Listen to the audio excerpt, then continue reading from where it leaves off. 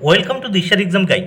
প্রিয় অষ্টম শ্রেণীর পরীক্ষার্থী বন্ধুরা, তোমাদের জন্য এই ভিডিওটিতে আমি আলোচনা করতে চলেছি ক্লাস 8-এর ফার্স্ট সামাটিভ এক্সামিনেশন 2025, অর্থাৎ 2025 সালের ফার্স্ট ইউনিট টেস্টের ইংরেজি বিষয়ের প্রশ্নপত্র।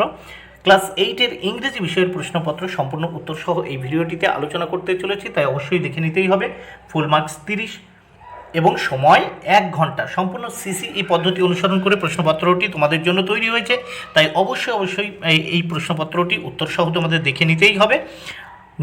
এই নেমের জায়গায় তোমরা তোমাদের নাম লিখবে, রোল নাম্বারের জায়গায় তোমরা তোমাদের পরীক্ষায় রোল নাম্বার লিখবে, সেকশনের জায়গায় কোন সেকশনে তোমরা পড়ো সেটি লিখবে। প্রথমে কি বলছে, রিডিং কম্প্রিহেনশন সিন। প্রথমে এই সিনটি তোমরা পড়ে নাও, তোমরা বইয়ের থেকে ভালো করে দেখে নাও, দেখে নিয়ে ভালো করে পড়ো। পড়ার পরে এই নিচে যে প্রশ্নগুলো দেওয়া রয়েছে সেই প্রশ্নগুলো পড়বে। আমি মোটামুটিভাবে একবার দেখে নিই। প্রথমে আমরা দেখে নিই dejectedly he washed his hands and face. হতাশভাবে সে তার হাত এবং মুখ ধুলো। Ate his breakfast and left home, এবং তার ব্রেকফাস্ট বা প্রাতরাশ খেয়ে ঘর থেকে বেরিয়ে গেল। But the question still haunted him, কিন্তু তখনও একটা প্রশ্ন তাকে তাড়া করে বেড়াচ্ছিল। Where did the clouds go, কোথায় মেঘেরা চলে গেল। He remembered what he had seen night before, সে স্মরণ করতে লাগলো, মনে করতে লাগলো। সে দেখো, রাত হওয়ার পূর্বে সে কি দেখেছিল, cloud gathering in the dark sky, অন্ধকার আকাশে মেঘেরা ভিড় জমেছিল। But when he went to sleep, যখন সে ঘুমাতে গিয়েছিল, দ্য স্কাই ওয়াজ ক্লিয়ার, কিন্তু আকাশ ছিল পরিষ্কার, অ্যান্ড ফুল অফ স্টার্স, এবং তারাই পরিপূর্ণ। তাহলে এটা আমরা দেখে নিলাম এবং পড়ে নিলাম, তোমরা ভালো করে পড়ে নাও বই দেখে। এইবার আমরা দেখব প্রথমে right T for true statement and F for false statement. দেখো, সঠিক স্টেটমেন্ট বা বিবৃতির জন্য টি এবং ভুল স্টেটমেন্ট বা বিবৃতির জন্য এফ লিখবে। প্রথম কি বলছে, ডিলাইটেডলি, আমাদের কিন্তু বইতে আমরা পড়েছি ডিজেক্টেডলি, আচ্ছা, কিন্তু এখানে delightedly he washed his hand and face and his breakfast and left home. এখানে কি বলছে, যে আনন্দের সহিত সে তার হাত মুখ ধুলো এবং ব্রেকফাস্ট করলো এবং ঘর থেকে বেরিয়ে গেল। তাহলে এটি ভুল, কারণ আমরা পড়েছি ডিজেক্টেডলি, ওখানে পড়েছি, তাহলে সেখানে হতাশভাবে পড়েছি, কিন্তু এখানে আছে আনন্দের সহিত, ফলে এটি ভুল, এফ। তারপর 2 আছে, when he went to slip the sky was cloudy, যখন সে ঘুমাতে গিয়েছিল আকাশ ছিল মেঘাচ্ছন্ন, এটি ভুল, কারণ আকাশ ক্লিয়ার হয়ে গিয়েছিল, পরিষ্কার হয়ে গিয়েছিল, বলে এটিও এফ। এবার আমরা দেখে নেব বি দাগে কি বলেছে। বি দাগে অ্যান্সার দিতে বলেছে, আনসার দ্য ফলোয়িং কোশ্চেন্স, নিম্নলিখিত প্রশ্নগুলির উত্তর দাও। এর জন্য রয়েছে 2 মার্ক, প্রত্যেকটি প্রশ্নের জন্য 1 মার্ক করে বরাদ্দ। Which question haunted the boy, দেখো কোন প্রশ্ন ছেলেটিকে তাড়া করে বেড়াচ্ছিল। তাহলে প্রশ্নটা আমি সরাসরি যেভাবে আছে ওইভাবে তুলে লিখে দিয়েছি। দেখো, হোয়ার did the clouds go, this question haunted the boy. 2 তোমরা আলাদা রকমভাবে লিখতে পারো, ঠিক আছে, সরাসরি এখানে আমি দিয়েছি, তোমরা পরোক্ষে উত্তরটি কিন্তু লিখতে পারো ইনডাইরেক্টলি। তারপর what did the boy C the night before, ছেলেটি রাতের পূর্বে কি দেখেছিল। The boy C the night before clouds gathering in the dark sky. এবার আমরা দেখে নেব নিচে কি বলেছে। 2 দাগে read the following poem and answer the question given below. নিম্নলিখিত এই কবিতাটি পড়ে নাও এবং তারপর বা যে প্রশ্নগুলো দেওয়া রয়েছে সেই প্রশ্নগুলির উত্তর করো। এটা দেখে নাও, যেহেতু তোমাদের এটা বইয়ে রয়েছে, মানে সিন রয়েছে, তাই আমি এটা আর পড়ছি না, জাস্ট আমি একবার ইংরেজিতে পড়ে যাচ্ছি, আর তোমরা ভালো করে পড়ে নাও। When the warm sun that brings seed time and harvest has returned again, T is sweet to visit the still would, where springs the first flower of the plain. এবার নেক্সট পেজ আমরা দেখে নেব। Next পেজে এখান থেকে প্রশ্নগুলো রয়েছে, সেই প্রশ্নের উত্তরগুলো করব। তাহলে দেখে নেওয়া যাক কি বলেছে এতে। এটাকে বলেছে fill in the blanks with information from the text থেকে উপযুক্ত তথ্য নিয়ে শূন্যস্থানগুলো পূরণ করতে হবে। এর জন্য রয়েছে 2 মার্ক, প্রত্যেকটি ইনফরমেশন বা প্রত্যেকটি উত্তরের জন্য শূন্যস্থান পূরণের জন্য 1 মার্ক করে বরাদ্দ। দ্য ওয়ার্ম সান ব্রিংস, উত্তর হবে seed time and harvest. 2 spring is the season of, answer হবে the first flower of the plain. এবার বি দাগে দেখবো অ্যান্সার দ্য ফলোইং কোশ্চেন, নিম্নলিখিত প্রশ্নগুলির উত্তর দাও। এর জন্য রয়েছে 2, মানে একটাই প্রশ্ন আছে, একটা প্রশ্নের উত্তর করতে হবে, 2 মার্ক বরাদ্দ। Why it is sweet to visit the wood during spring time, answer দেখে নাও। It is sweet to visit the wood during spring time, in this time the first flower of the plain springs there. এবার আমরা দেখব 3 দাগে কি বলেছে, reading comprehension unseen. এই আনসিনটা পড়তে হবে, আনসিন পড়ার পরে এখান থেকে যে কোশ্চেনগুলো রয়েছে সেই কোশ্চেনগুলো তোমাদের উত্তর করতে হবে। তাহলে আমরা আনসিনটা আগে দেখে নিই, তোমরা পারলে এটা স্ক্রিনশট দিয়ে নাও, দিয়ে ভালো করে দেখে নাও এবং পড়ে নাও। এখানে আমি তাহলে এটা পড়তে শুরু করলাম। Read the following text and answer the question. এই টেক্সটটি ভালো করে পড়ো এবং তারপর নিচে যে প্রশ্নগুলো আছে তার উত্তর দিতে হবে। কি বলছে, হান্ড্রেডস অফ ইয়ার এগো, হান্ড্রেডস শত শত বছর আগে India was known as the golden bird, ভারত পরিচিত ছিল দেখো সোনালি পাখি নামে, সোনালি পাখি হিসেবে। It was famous for it great wealth, এই ভারত বিখ্যাত ছিল তার প্রচুর সম্পদের জন্য, ফর ইট প্রিসিয়াস জুয়েলস, তার প্রচুর মণিমুক্তর জন্য, বা অ্যান্ড ফর ইটস স্পাইসেস, এবং তার মশলার জন্য। India had many precious spices, India had many precious spices, ভারতে ছিল প্রচুর দামি মশলা।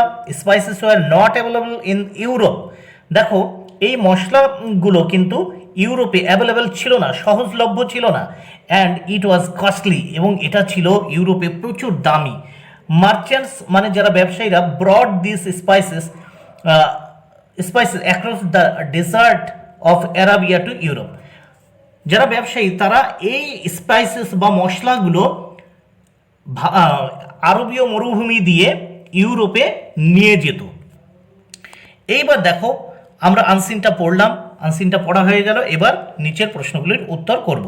এতে কি বলেছে দেখে নেওয়া যাক। দাগে বলেছে complete the following sentences with information from the text. নিচের যে শূন্যস্থানগুলো আছে সেই শূন্যস্থানগুলো বা সেন্টেন্সগুলো আছে কমপ্লিট নেই, সেগুলোকে পূরণ করতে হবে টেক্সট থেকে উপযুক্ত ইনফরমেশন নিয়ে। এর জন্য 3 মার্ক রয়েছে, 3টি পূরণ করতে হবে। প্রথম, দাগের 1, হান্ড্রেডস অফ ইয়ার এগো, শত শত বছর আগে India was known as, Bharat পরিচিত ছিল। উত্তর হবে দেখো এখানে the golden bird. 2, in Europe spices, দেখো ইউরোপে এই মশলা ওয়ার নট অ্যাভেলেবল, সহজলভ্য ছিল না। 3, ট্রেডার্স বট দিস স্পাইসেস, দেখো ব্যবসায়ীরা এই মশলাগুলো নিয়ে যেত across the desert of Arabia to Europe, দেখো আরব মরুভূমি দিয়ে ইউরোপে।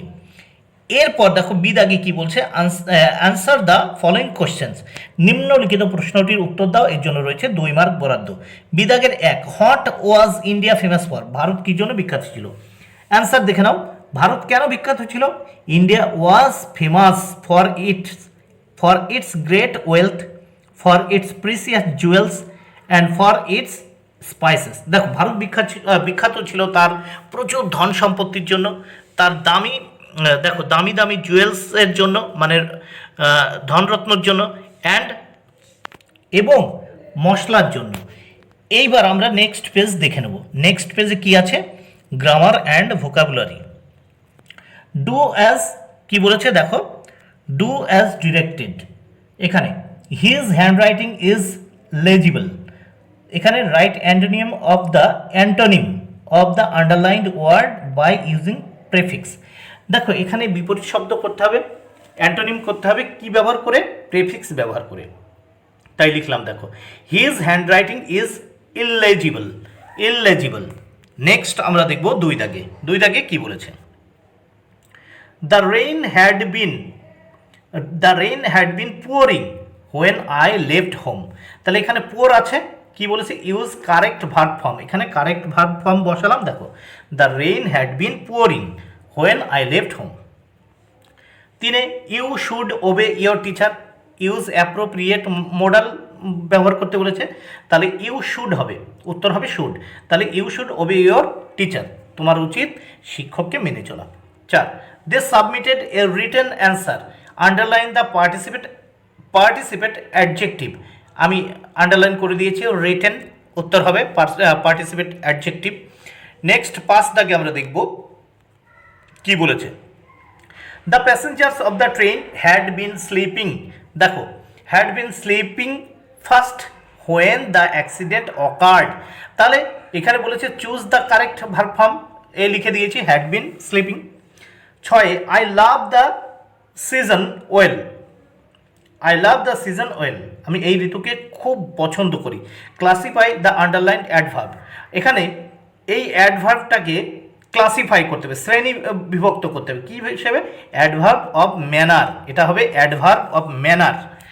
নেক্সট আমরা দেখব এখানে 7 নম্বরে কি বলেছে, for a year and a day young John did not set foot on land, appropriate preposition বসাতে বলেছে, তাহলে হবে on.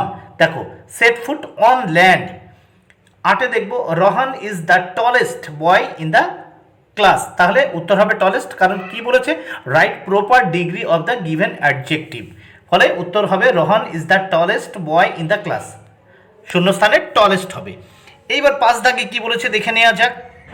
Find out words from the passage in question number 3 which is similar in meaning with the following, similar meaning লিখতে হবে, একই অর্থযুক্ত শব্দ লিখতে হবে। আনসিনে দেওয়া আছে সেখান থেকে, দেখো প্রমিনেন্ট মানে বিখ্যাত বা নাম করা, ওখানে আছে ফেমাস, লিখে দিয়েছি প্রমিনেন্ট, এর একই সেম ওয়ার্ড হচ্ছে ফেমাস। অ্যাক্সেসেবল, দেখো এখানে কি আছে? অ্যাক্সেসেবল, অ্যাক্সেসেবল কি হবে? অ্যাভেলেবল, অ্যাভেলেবল যেটা সহজলভ্য। এইবার আমরা দেখে নেব নেক্সট পেজ, নেক্সট পেজে কি বলেছে দেখে নেওয়া যাক। রাইটিং স্কিল, রাইটিং স্কিলে কি আছে? Write a paragraph in about 70 word on the famous Bengali writer Bibhutibhushan Bandyopadhyay, use the following hints. এখানে আমরা দেখতে পাচ্ছি হিন্টস দেওয়া রয়েছে, এই হিন্টসগুলো ব্যবহার করে বিভূতিভূষণ সম্পর্কে একটি প্যারাগ্রাফ লিখতে হবে, এর জন্য রয়েছে 7 মার্ক। তাহলে এটা দেখে নাও, তোমরা স্ক্রিনশট দিয়ে নিতে পারো, আমি লিখে দিয়েছি, অথবা তোমরা এটাও স্ক্রিনশট দিয়ে নাও। রাইটিং স্কিলের যে হিন্টসগুলো, এই হিন্টস দেখে কিন্তু তোমরা লিখতে পারবে, তাহলে স্ক্রিনশট দিয়ে নাও। এবার আমি যে প্যারাগ্রাফটি লিখেছি সেটি তোমরা দেখে নাও, অথবা স্ক্রিনশট দিয়ে নিতে পারো। আমি জাস্ট একবার পড়ে দিচ্ছি। Bibhutibhushan Bandyopadhyay born on 12 September 1894 to, দেখো Mahananda Bandyopadhyay and Mrinalini Devi, Mahananda Bandyopadhyay and Mrinalini Devi was a prominent Bengali writer. He received his early education at Bangwan High School and completed his intermediate and graduation from Ripon College, now Surendranath College of Kolkata. He served as headmaster at দেখো Jongipara High School and later at Horinabi Anglo Sanskrit, দেখো Horinabi Anglo Sanskrit institution. His famous novels included Pather Panchali, অপরাজিত, আরণ্যক, দেবযান, ঠিক আছে, Ichamati and চাঁদের পাহাড়। হি passed away 1 November 1950। বন্ধুরা তাহলে এটি দেখে নাও, অথবা ভালো করে তোমরা স্ক্রিনশট দিয়ে নাও। ভিডিওটি ভালো লাগলে অবশ্যই লাইক